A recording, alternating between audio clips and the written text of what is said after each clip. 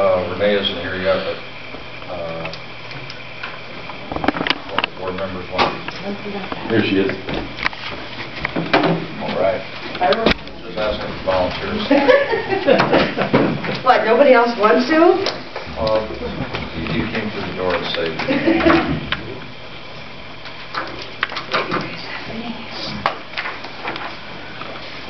I'll call the meeting to order, and I guess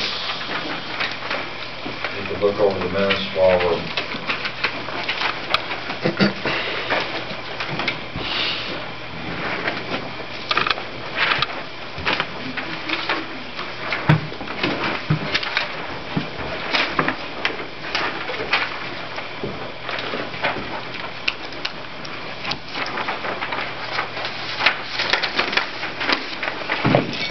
you have the agenda in front of you. Are there any additions to the agenda? If not, I entertain a motion to approve the agenda. I'll make it. Second. Is there a second? Motion's been made and seconded to approve the agenda. All those in favor say aye. Aye. Those opposed say nay. Ayes have it. The agenda is approved. Are there any questions or corrections to the minutes? I move to. I'll second. Motion's been made and seconded to approve the minutes. All those in favor say aye. Aye. Those opposed say nay.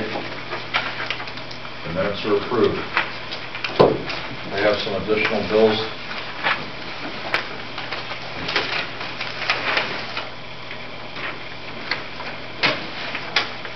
Looks like in addition to your list, one of the Rice Brothers for $15, and Baumgart's $12.98.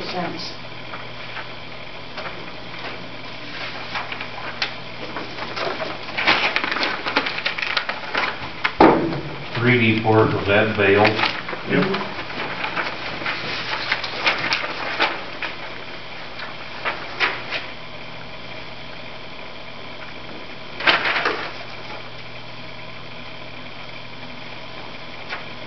port. Oh, that's it. Never mind.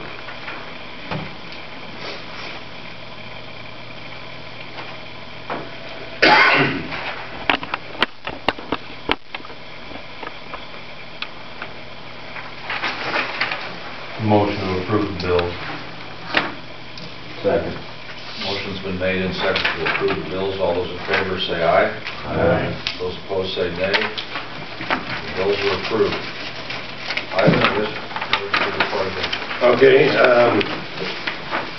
just touching back on the minutes, as I wasn't here at the last meeting, the written summary we had given, that new monitoring well number 15, Larry and JB have been developing that. Next week we're planning to sample that. It'll be the first sampling of the new well, and we have to do 5 samplings for background on that well. Also, we had noted last time that samples were taken for the final cover on the vertical expansion that was, closed in 2007, 2008. We resubmitted that information. We have not heard anything back in regard to the requested variance. But the indication when we talked to DNR and they wanted us to back up the permeability results with additional tests out there, they indicated as long as those perms backed it up that they would accept that and approve the variance. So we're expecting that variance should be approved. Going on the fall sampling, of the monitoring wells around the landfill were done on September 29th. We have gotten the results back just last week. We are inputting this data and then we'll be sending it on to Jeff Holmgren for the statistical analysis. And looking through the testing, again, we did not test monitoring well 15, the old well, because we knew we were putting the new well in, replacing it, or possibly we're going to be doing that. So basically, the new well will be starting its new sampling on that. But in regard to the rest of the wells, organic parameters, volatile organic parameters, we're not seeing any detects. We are seeing the continued detects of some of the heavy metals. Based upon what we're seeing here, I do not think any of them will be above basically the general two standard deviation of upgrading a well. So I do not think we'll have anything there that shows up as significant. So once we have the final statistical on that, which we would have here before the end of the year, we'll report if there's anything there that has to be retested. The other item I handed out to you is on September 21st, there's a letter from the DNR. I got extra copies in there. This letter basically was a review of the 2008 and 2009 semi-annual water quality reports. The first item there, all verification sampling must be collected and analyzed within 90 days in accordance with the section of their rules rather than the next time of sampling. Basically, if we were taking a fall sample and we had a detect that was possibly a significant parameter detect, then we have to take a verification. And if the verification clears it, then basically we do not have to go into assessment monitoring. Assessment monitoring would be triggered in the end that you have to do the Appendix 2 sampling instead of the Appendix 1 sampling. We were basically in the statistical report or plan that we had submitted, we had stated for ongoing semi-annual sampling that our verification would be taking in the next basically semi-annual round of sampling. And what they're coming back now is saying, well, the rules, even though they didn't say anything about it in the statistical plan, they're saying, no, you have to have a verification sample within 90 days. So we have to take it an additional, we would have to do a sampling in between to verify if that was a statistically significant hit or not on that parameter. And what's been somewhat ridiculous on this is the heavy metals. We know the heavy metals are there. They're in our groundwater, they're in the soils, they show up in our upgradient wells, but they are, in some of these wells down gradient, they're at a higher level than the upgrading well. Even though it's there in the upgrading well, if it statistically is higher than the upgrading well, they automatically say, well, that's significant. So then they force you to go to Appendix 2 sampling, and all the Appendix 2 has, it has no more heavy metals in the sampling. It just has more volatile organics that you have to test for. So this again continues to be a debate with DNR as to why would you force the additional testing if it's only heavy metals and they're present in the upgradient well. And I think over the next 5 years, as DNR gets a little more educated in what they're doing with their statistical analysis, maybe we'll get to the point where some of these things get waived and they say, no, we won't consider that to be an assessment monitoring event. Are they concerned because the heavy metals might be getting into the groundwater? They are stating, since they're higher in the downgrading wells than the upgrading well, that you have to prove that it isn't coming from the landfill. And That's why they want you to do more monitoring. that's why they want to do more monitoring. But when Appendix 1 has all the same listing of heavy metals as the Appendix 2, it really makes no sense. We know that there's nothing showing up in the volatiles, organic volatiles, so why force us to do additional testing? It's about another $1,000 a well. each time you have to go to Appendix 2. So, anyway, that's what item 1 was about, is just that we can't wait to the next sampling event. We have to do it within 90 days.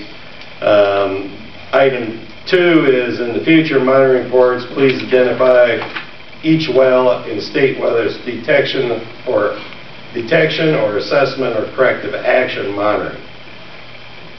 Detection is Appendix 1 sampling, assessment would be Appendix 2 sampling, and then a corrective action would mean that you have to submit a plan and you're doing some kind of a cleanup plan, you know, on the site, and you're monitoring for that cleanup. All we have to do is add a table, in a sense, and just note if any of the wells, you know, are outside of detection testing, if they're in assessment or not. So that'll just be an additional thing to put in the report. In the future annual water quality reports, please include a groundwater contour map. We have been doing this, but we have not been including the leachate piezometers in the middle of the landfill. The reason being is, in the old portion of the landfill, we know that there's cells that have leachate had accumulated in there.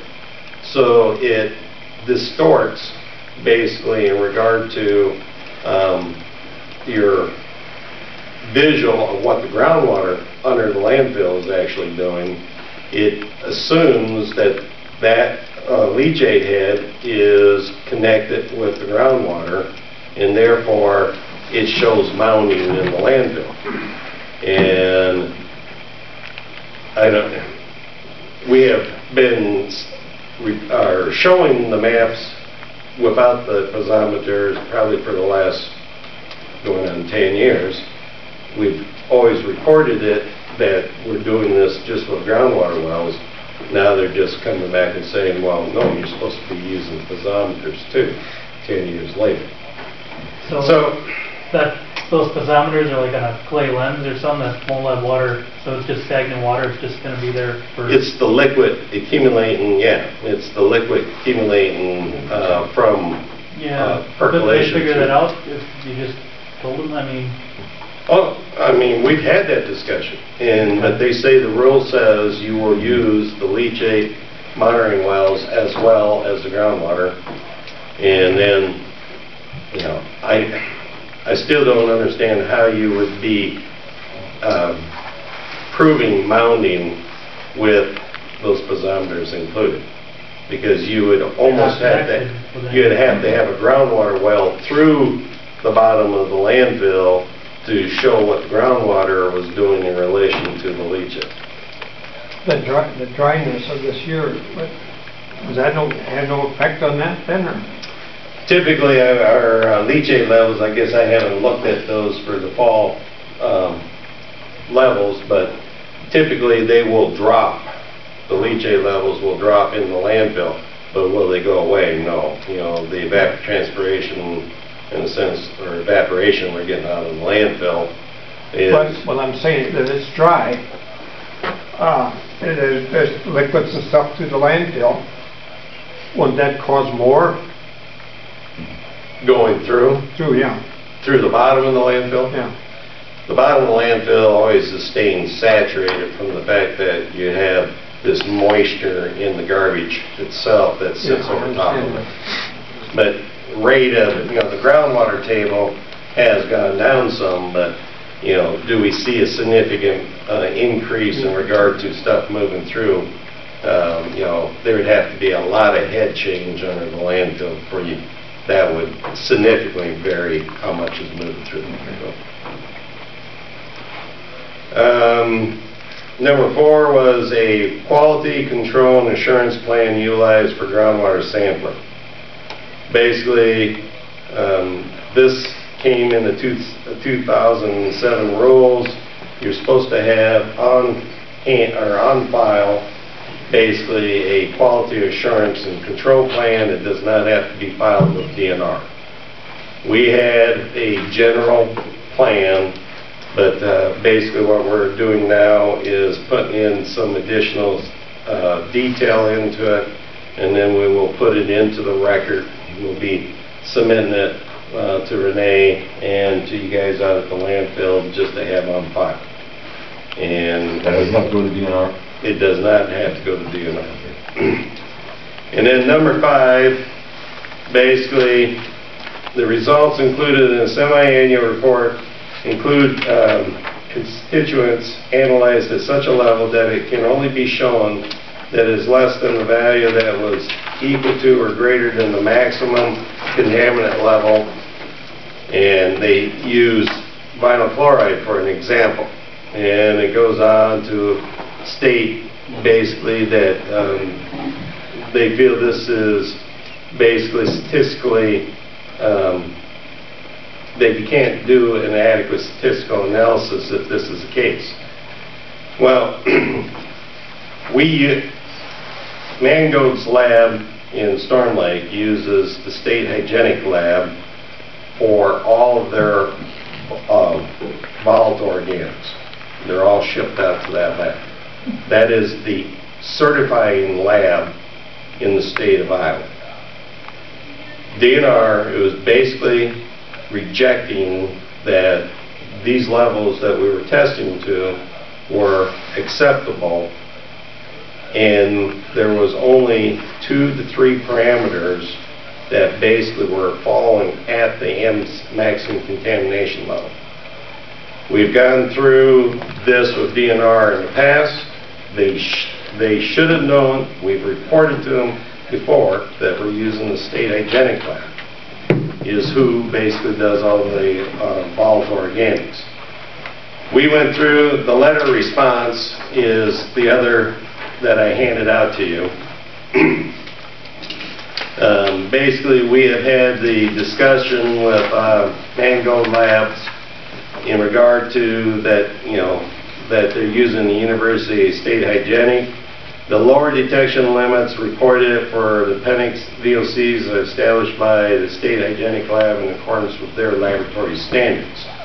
They tell us what is the lowest detection limit that they can basically certify in their testing methods. And they are the certifying lab for all other labs in the state of Iowa. There's a couple labs in the state that are showing results to lower levels. The state hygienic lab says we will not certify below this level because the method cannot be shown to be statistically significant, accurate below that level. DNR is saying, well, you should be using one of these other labs because they're reporting down to a lower level.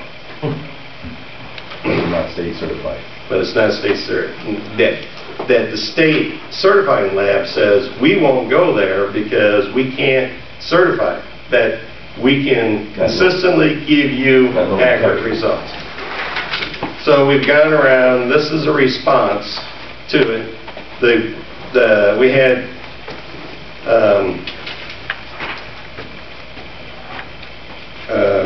in the second paragraph, I'm looking for the sentence. Additionally, your letter indicated a concern that the lower detection levels of the state hygienic laboratory were not as protective as the lower detection levels of other laboratories in the state of Iowa were using. Therefore, we evaluated the lower detection limits of 3 laboratories utilized to perform landfill sampling in the state of Iowa. Based upon the attached list, I forgot to make a copy when I was rushing out the door here tonight of the listing, but we have a listing that shows a comparison of those labs.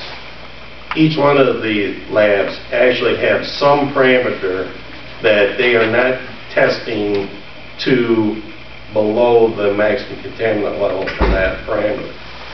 They vary, but at least every one of the labs have something that they don't test on that level. So they got a plus or minus. Variance. Basically, by their methods, they're saying they can only accurately report down to the maximum contamination level, and DNR is saying, well, it has to be below the maximum contamination level to ensure that you're not contaminating water. and in that they don't feel this can be used as a liable indicator if your landfill is leaking or not. So this letter is just responding to their ridiculous comments and giving back to them, you know, you guys complain about the state hygienic lab, and then, which is your certified lab, and then here are two other that you're saying you should be using, and they got the same darn thing going on. But they're not state certified. They're state certified, but they're reporting to limits that the state hygienic lab will not report down to, because they cannot certify that you can consistently test to that level. So we're waiting to hear from them. So this is just a response, a written response to their item number 5, and basically we feel we've had also verbal communications with Amy Davison. We think the issue has been laid to rest, but they required us to respond in writing, and that's what this is. Okay. Okay, and I guess that is all I have for today. Okay. Jim Shelley isn't present tonight, so Larry, I guess, do you have anything to report to the board from? Well, we finally got our bottom covered with our 2-foot of garbage and 2-foot of dirt. We've got the side slope covered with corn stalks. We did that, what, a couple weeks ago? Yeah, we got that done. We're sitting in pretty good shape for when we got our dirt hauled. So, just going back to that, the side slope, the lined abutment slope against the old landfill, because you weren't going to have garbage covering that, you had to cover that slope to keep it from freezing, and basically they've used round bales, ground up round bales to put on that side slope.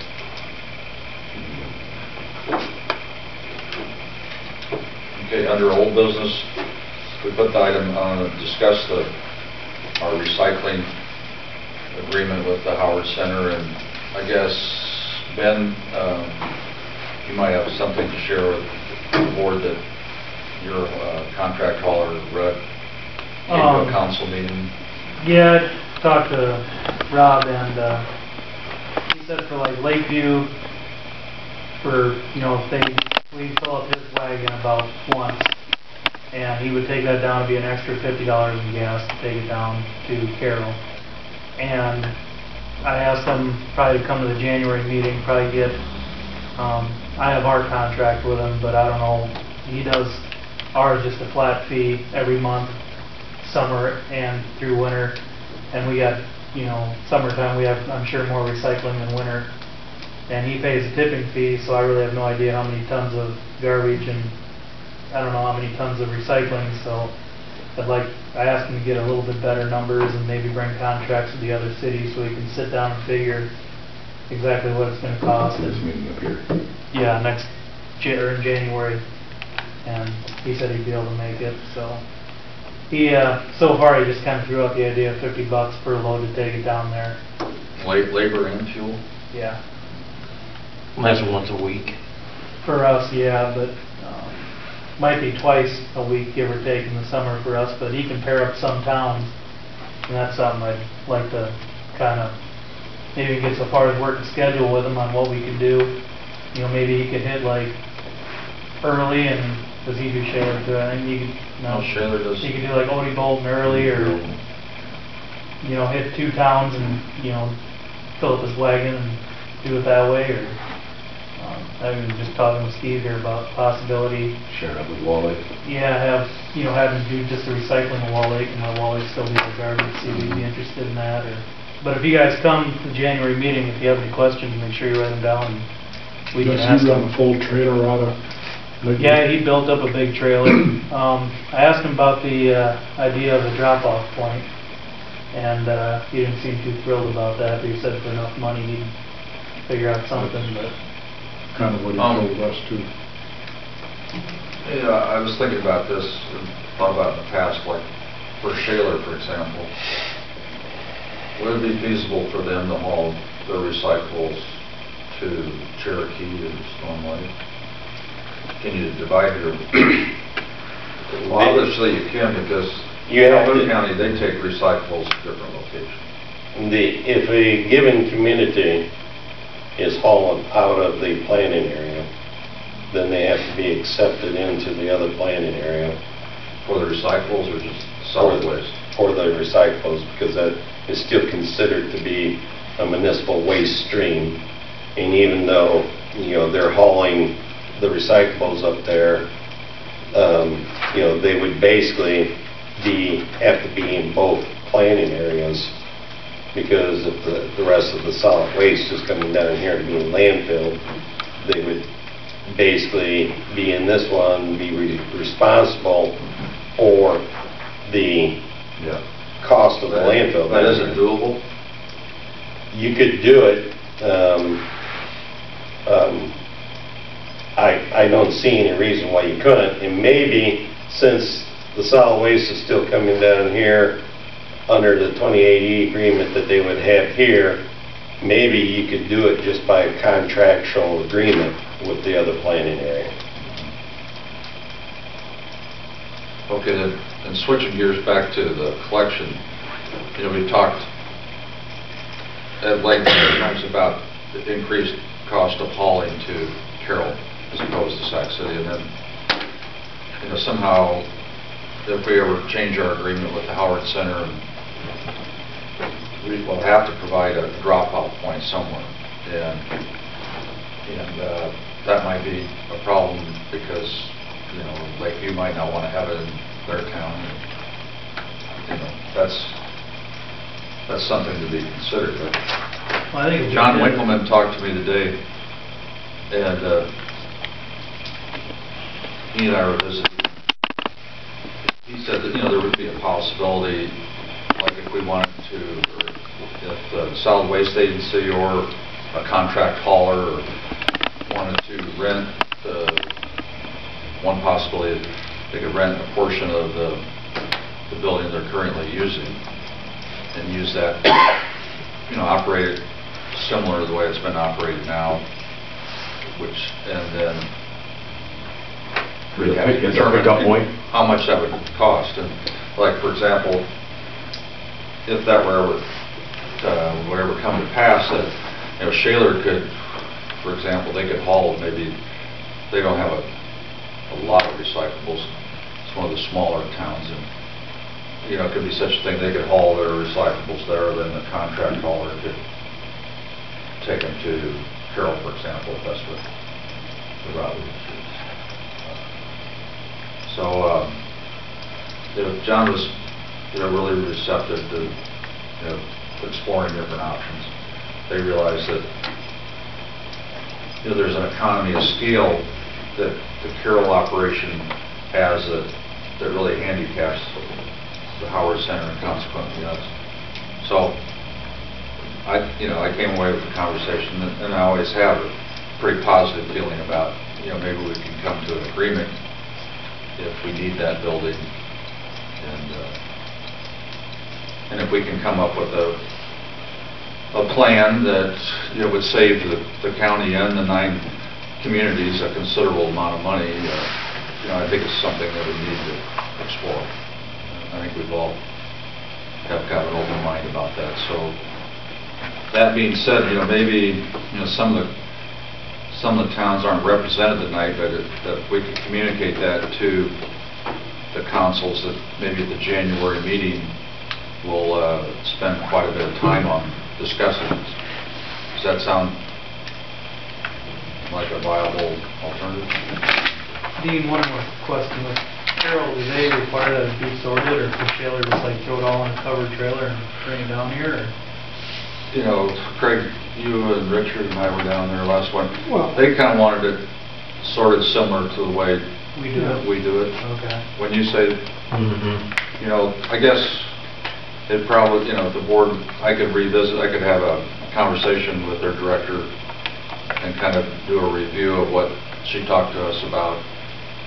I thought they said that You could just haul down one big batch and I thought that's come out, it could be kind of commingled. commingled down. I think they commingled some things that we didn't hear, Yeah. but yet they wanted some of it separated. Oh, I'm Well, sure, yeah, like the that- newspapers yeah. and cardboard. Especially, Richard, for that rate that she quoted Yeah. per ton.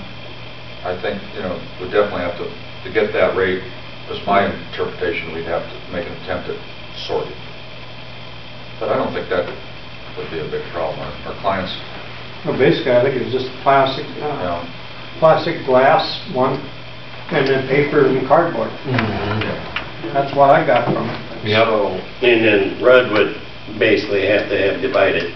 Well, I think his new outfit, I think they use his pickup, and whatever's over the top for the cardboard, and then his big trailer is everything else, so he's set up for it. Yeah. so, maybe that's something that we should build into the agenda and try and get some communication out to. We're going to have some new people on the board. I know we were talking earlier, Richard's going to be gone and Red. And we sure want to thank you guys for your service over the years. And but I think we need to communicate to the communities so that we get close to a perfect attendance, so we have a meaningful dialogue that night. Are any of these discussions that are options that are being discussed right now just strictly with recycling? There's no flexibility built into the landfill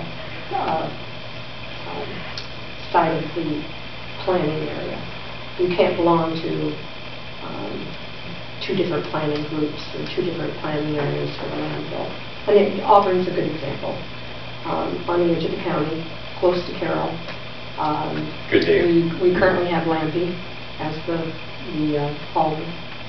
And I just had a very brief discussion with him about the possibilities and not knowing all the restrictions and all the issues that we're bound to here. But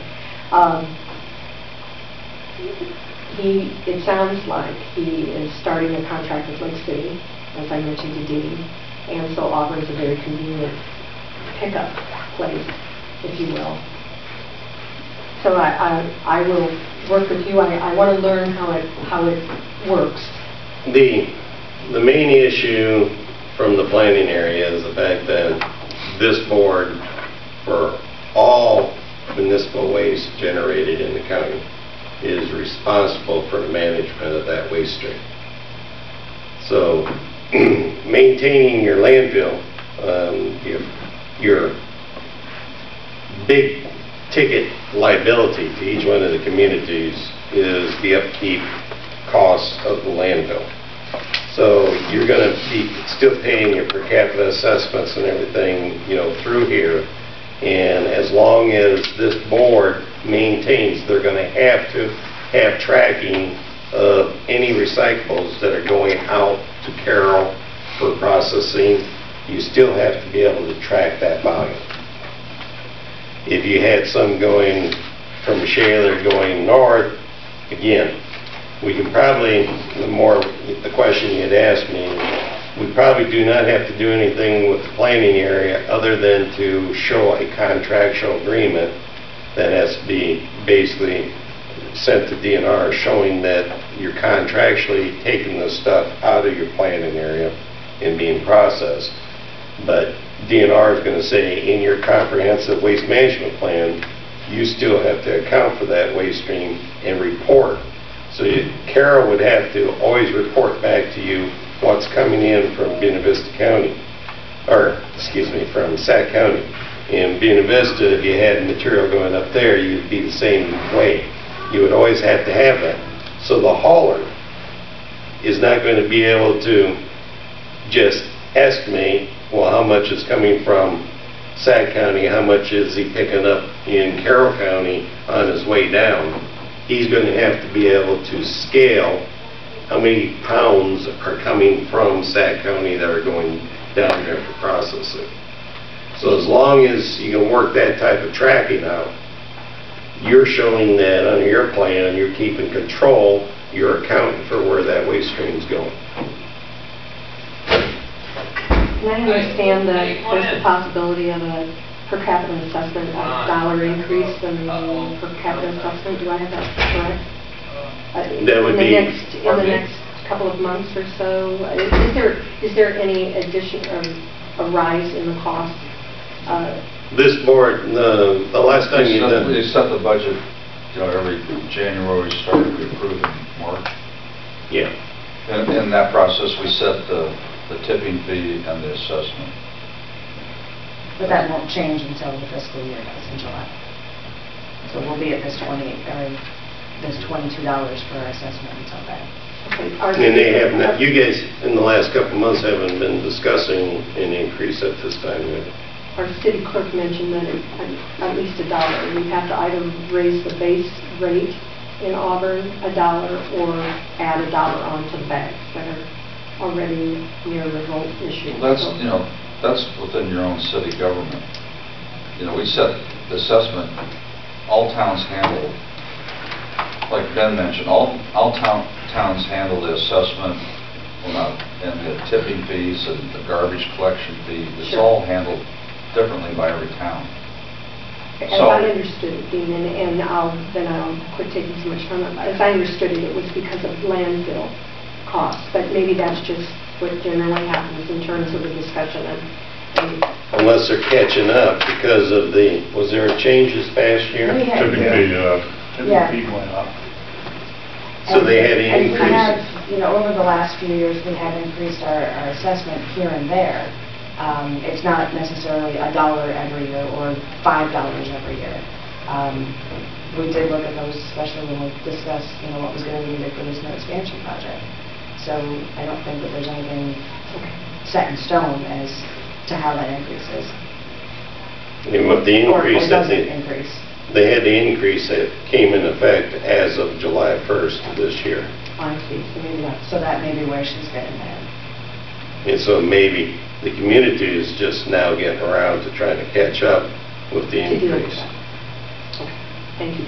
But as far as, anybody on the board can correct me, but, for the city of Auburn to try and take their waste stream, their garbage, to a different county, I don't think the other 9 communities in the county are going to let you do that. Because you can have a lawyer look at the agreement, and different towns have had lawyers look at it. I don't think you can get out. Right, no, and it doesn't So sound... instead of beating a dead horse, I think we'll have an orientation for new board members maybe in January. And rather than take up the whole board, I know you're very interested in what's going on, but in due consideration for our time, Sure, I understand. I chair the meetings, and I think you asked about enough questions. You could contact me personally or contact the engineering firm. Would that be agreeable? Absolutely. I just had that general question because she Yeah. mentioned the $1 increase, and they were anxious for me to come up and attend Yeah. and find out what was possibly generating that. Yeah. So that's what my question. I'm not But in any way, shape, or Yeah. manner considering... And the thing that's taking place at the landfill is they have to prepare cells for placing the garbage. And they do that in an incremental stage. And they just completed this summer preparing the next cell. And that's about $150,000 an acre type preparation to line the bottom of an area that's going to receive that waste. You and I will talk. Okay. I don't want to take up any more of this time. And we have new census figures, and as I understand it, when we set the budget this spring, those new population figures, Auburn's, it's pretty static, but some towns, in general, the county lost population, the unincorporated area, and then some of the towns. And so those figures will change a little bit, Jane, and that'll be in effect July 1. And whether the board raises the assessment, leaves it the same, or lowers it, that'll evolve in our budget discussions in February and approved in March. On the issue of, we've got some people going off the board and new people coming on. It might be 3 or 4. I was wondering, if the new members could come a half hour early at the January meeting, and either you or Tom could be present and answer questions, some of the same questions that Jane, and go into it in more detail and not take up the time of the whole board. Kind of like apologize for that, Dave. a lot of times you That have would be a great idea. in new orientation for supervisors or auditors. Sure. And you guys could develop, anticipate some questions that, many of which, Jane might have brought up tonight. We can bring down some plans, so show an Because, overview. if we talk about recycling, that could be kind of a lengthy discussion, and we try and keep the meetings to an hour's length, and as some of the members complained to me after that our meetings are too long. And I think I've done it, I try to keep them moving along. Okay. So, that being said, let's see, I'm trying to think if there's anything else. Is there any new business? I guess I just wanted to update you guys. I've talked to Steve Campbell with Hanselman's probably 3 or 4 times in the last couple of weeks, and he indicated to me today that he's just about done with the audit, so we should have something by the January meeting, he thought. That's our CPA, our audit firm. John Morrow from Wall Lake did it for years, and 2 or 3 years ago we switched, and that's good news because in a lot of years, I don't know how, we need that audit in hand in the spring to, I don't want to get Our financial assurance, which ties into our the board's responsibility to put money aside for future problems in the landfill. And so it's good, for different reasons to have our hands on audit, and it's been an education for Renee and I to adjust to their way of doing things. Their way of doing things, yeah. So, but it's good. I think it's a more detailed audit. Mhm. Once you come around to the way they want it, it's easy. But we built up a little bit of fund balance this year.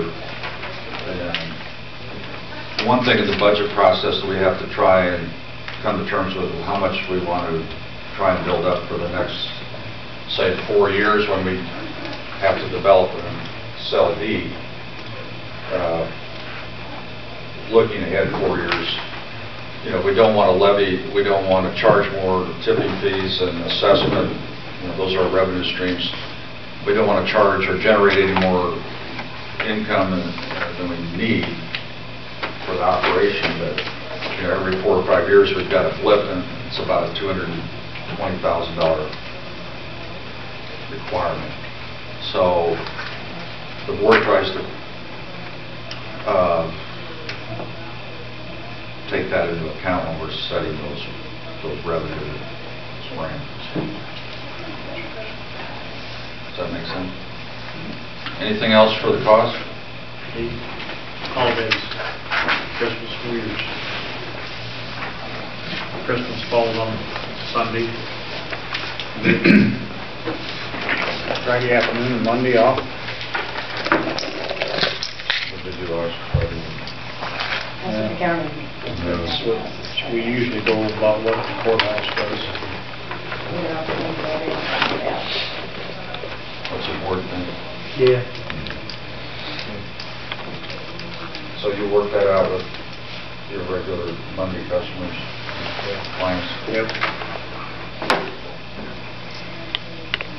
We don't meet in December, so you all have a good holiday season, and I think in December we'll start working on trying to put the budget together, and again, take our discussion about recycling back to your respective communities, anything you can bring to the January meeting as far as your agreement with your haulers would be appreciated.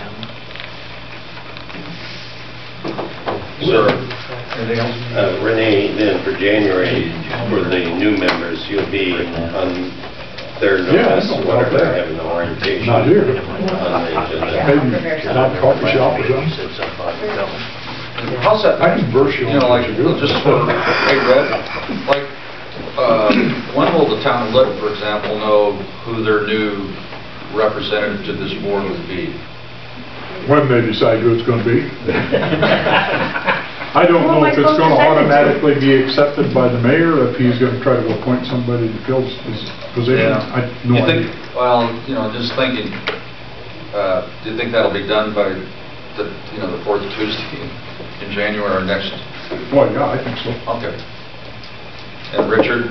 Because most of that Well, if you guys, happens you know, the first meeting of the month. I mean, you thought you were done, but, you know, if you could help get that information to us, I'll get to you know, or if you hear, you could let us know, and then we can, and obviously, Jane, you'll, Total new man on the will, block. you know, He's never been your involved in first any board kind of meeting will be in government. the first or second week of January, Correct. and so at that time, if you could, But I you think could relay that Birthday, isn't it? information, I'll give you myself, Yeah. or Renee. Absolutely. And he's got I don't know, four councilmen. he can- I think a half hour would be enough. They've been there, you know, long enough not to know one. Ivan, Excuse me. do you think a half hour will be enough for new member orientation? Oh, I think that would be adequate. I don't know, I have a lot of questions. Well, That's fine. I'm kidding. yeah. And Jane, I'll still, you know, Yeah, good if you, talk. well, we can talk between now and January 12th, but Yeah. if you still want, you know, myself and maybe Tom Graff or Alvin to come to the meeting, Oh, definitely. And I've forgotten what that date was, the 12th. 12th, yeah. Dean has accepted our invitation. Auburn is hosting the mayors and the council people on January 12th. And I suggested we have garbage as the dinner topic. Oh, wow. There you go. Yeah, okay. I'd entertain a motion to adjourn. Also. A second. All those in favor say aye. That was me, Renee. I figured with the smile